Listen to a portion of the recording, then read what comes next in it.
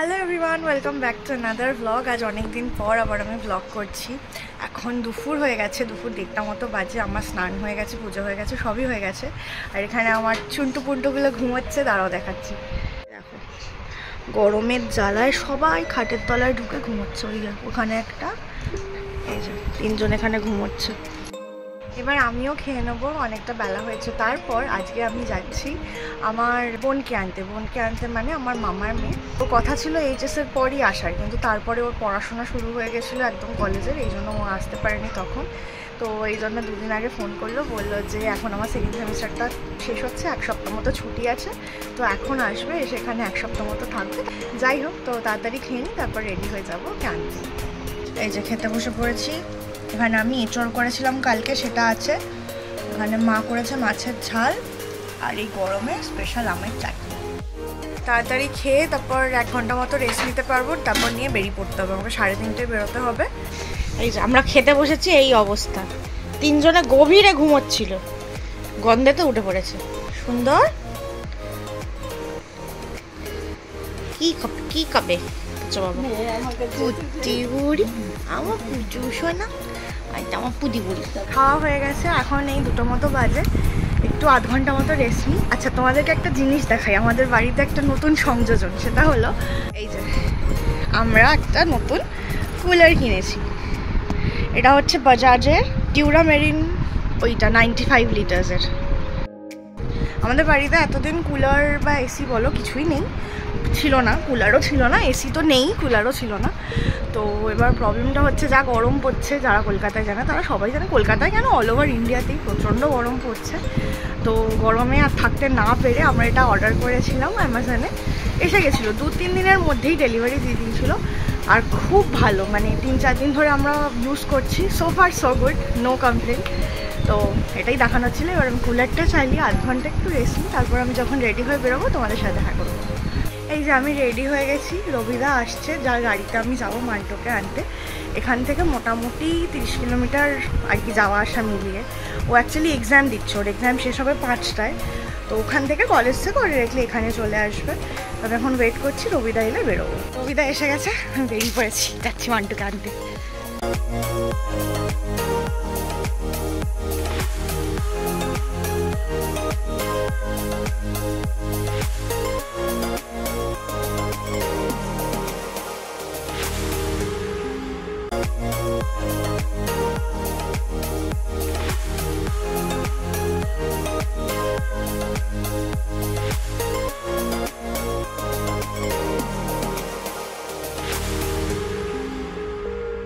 আমরা এই অঙ্কুরহাটি চেকপোস্টের কাছে চলে এসেছি। এখান থেকে ওর কলেজটা 10 মিনিট মতো ম্যাক্সিমাম লাগবে।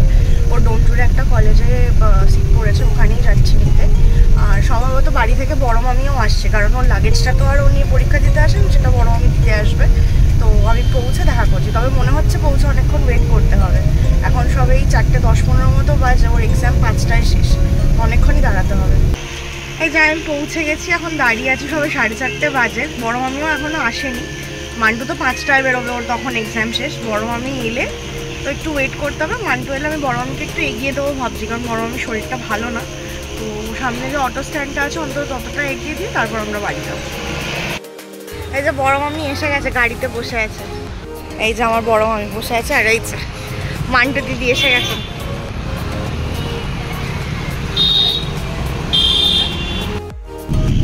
এই যে মান্টু দিদি গাড়িতে উঠে পড়েছে।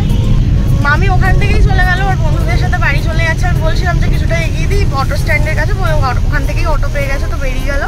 আমরা এবার যাচ্ছি বাড়ির পথে। এখানে মান্টুর পিসি ওয়েট করছে মান্টুর জন্য। এই যে বাড়ি এসে গেছি, মান্টু ঢুকছে। আমার চিন্তা হচ্ছে, আমার বাড়িতে তো 3টে পোষ্য আছে, বাঘ বলা যেতে পারে। ও এখন কি করবে ওরা 3 জন, সেটাই হচ্ছে কথা। অবস্থা দেখো, অবস্থা দেখো। 3 জনে মান্টুকে দেখে এই কথা, মান্টু ভয় পাচ্ছে। চুপ চুপ কর, চুপ কর। অনেক কষ্টে ওদেরকে বুঝিয়ে একটু চুপ করানো গেছে। এখন বাইরে গেছে 3 জনে খেলতে। মান্টু গেছে ফ্রেশ হতে, ওর খুব খিদে পেয়েছে। আমি অলরেডি একটু স্যান্ডউইচ অর্ডার করে দিয়েছিলাম, ওটা এলে ওকে গরম করে আগে দিই। অনেকক্ষণ আগে সকালবেলা বাড়ি থেকে বেরিয়েছিল পরীক্ষা দিতে, তো খিদে পেয়ে গেছে। ও হাত পা ধুয়ে নিই, তারপর ওকে খেতে দিচ্ছি।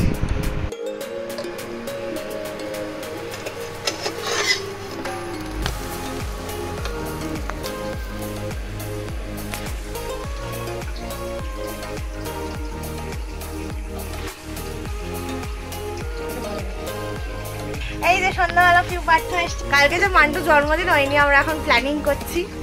হ্যাঁ, তো সেই কথাবার্তা চলছে, গল্প হচ্ছে একদম। 9:30 মতো বাজে, পিউরা জাস্ট বেরোলো। মান্টু আজকে বলেছে ও রাতে চাউমিন খাবে, তো আমরা একটু চাউমিন অর্ডার করেছি, চাউমিন আর চিলি চিকেন। রাত্রিবেলা আমি আর মান্টু খাবো বলে। খাবারটা আসুন, তারপর আমরা ডিনার নিয়ে দেখা করছি। এই যে খাবারটা এসে গেছে, আমি আর মান্টু এখন নিতে এসেছি।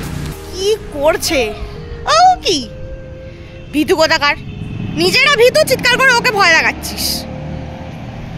এই যে পার্সেল এসে গেছে, চলো। কে খাবে? পুচ্চি বুড়ি কি খাবে? একটু পুচ্চি বুড়ি একটু খাবে। এই যে খাবার এসে গেছে। আজ মান্টু বলেছিল চাউমিন খাবে, দাদা চাউমিন আনিয়েছি। চাউমিন আর তার সাথে আছে এখানে এটা হচ্ছে পেপার চিকেন, আর এই যে চিলি চিকেন। এই যে আমরা বেড়ে নিয়েছি, এবার আমরা খাওয়া স্টার্ট করবো। খেয়ে দেখো কেমন।